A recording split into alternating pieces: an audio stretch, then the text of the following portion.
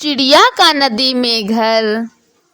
हिमालय के जंगल में कालू कौवा अपनी पत्नी टुनटुनी चिड़िया और अपनी बेटी सुनहरी चिड़िया पिंकी चिड़िया के साथ रहता था। वह बहुत ही गरीब परिवार था। उसके पास कमाई का कोई जरिया नहीं था। जैसे तैसे वो अपना पेट पालते थे।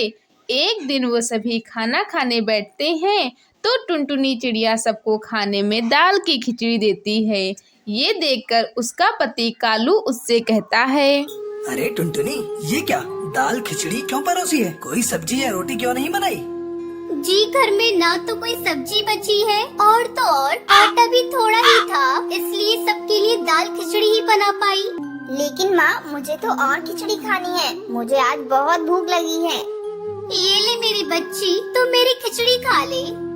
ये क्या टुनटुनी, फिर तुम क्या खाओगी? एक काम करो, ये लो, मेरी खिचड़ी में से आधी तुम खा लो। वैसे भी आज मेरा पेट भरा भरा सा लग रहा है। मुझे ज्यादा भूख नहीं है।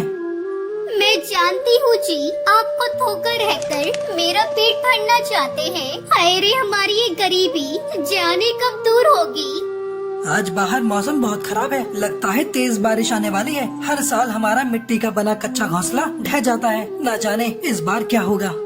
आप चिंता मत करिए, आज ही मैंने घोंसले की छत पर मिट्टी डाल दी है। टुनटुनी चिड़िया कह ही रही होती है कि तभी उसकी पड़ोसन हरी तोती भागते हुए वहां आती है और कहती है, टुनटुनी और कालू भाई, जल्दी करिए, अपना सामान बांध लीजिए, फिर से बाढ़ आने वाली है। बाहर मौसम बहुत ही खराब है और नदी का बहाव बहुत तेज है, कभी भी बाढ़ आ सकती है। जल्दी जल्दी यहाँ से निकलिए। ये सुनकर सभी सामान बांधते हैं और वहां से निकल जाते हैं और कुछ ही देर में उसका मिट्टी का बना घोंसला बाढ़ में बह जाता है। कालू कौवा अपने पूरे परिवार के साथ एक पेड़ के नीचे बैठ जाता है। हे भगवान, ये तू हमें कैसी सजा दे रहा है जो हर साल आप हमारे बनाए हुए घोंसले को बाढ़ में बहा देते हो। कई दिनों की मेहनत से तैयार किए गए मिट्टी के घोंसले को आपने पल भर में ही गायब कर दिया। पता नहीं हम गरीबों की किस्मत में उस ऊपर वाले ने क्या लिखा है। मेरे बच्चों दुखी मत हो, ऊपर वाले के घर में देर है अंधेर नहीं। तुम सब हौसला रखो। लेकिन माँ, अब हम कहाँ रहेंगे? फिर से हमें नया घोंसला बनाना होगा। टुनटुनी चिड़िया रो रही होती है कि तभी सुनहरी को प्यास लगती है और वह अपनी माँ से कहती है, माँ, मुझे बहुत तेज प्यास लगी है। टुनटुनी चिड़िया नदी के पत्ते में पानी भरकर उसे पिलाने लगती है। तभी उसके आंसू नदी में गिर जाते हैं और वहाँ जलपरी प्रकट होती है।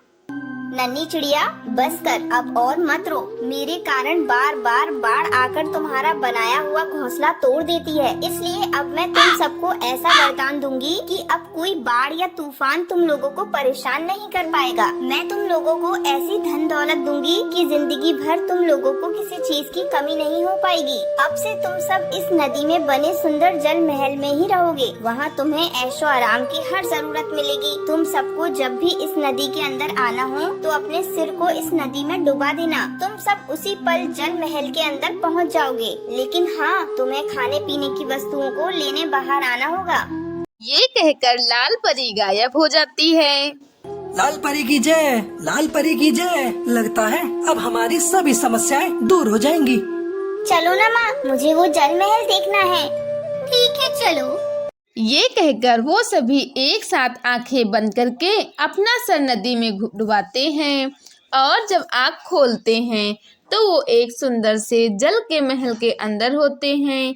वो जल महल सोने का बना होता है। ये चमत्कार देखकर वे सभी बहुत खुश हो जाते हैं। माँ, आप तो बिल्कुल रानी लग रही हो। अरे बेटा, तू भी किसी अमीर चिड़िया से कम नहीं लग रही है, नजर ना लगे। हमारे अलावा यहाँ है ही कौन जो किसी की नजर लगेगी। चलो शुक्र है यहाँ कम से कम वो बबली कबूतरी नहीं है जो सारा दिन अपनी बकबक से मेरे कान खा जाया करती थी। अब तो मैं यहाँ चैन से रहूंगी। पर माँ, यहाँ तो टीवी नहीं है और मेरा डांस देखने का बड़ा मन है। हाय रे, मेरी बच्ची को डांस देखना है। रुक, अभी तेरी माँ तुझे करके दिखाएगी। आज तेरी माँ बहुत खुश है। अरे भाई, तुम सभी का नाच गाना हो गया हो तो अब जरा पूरे महल को देख लें।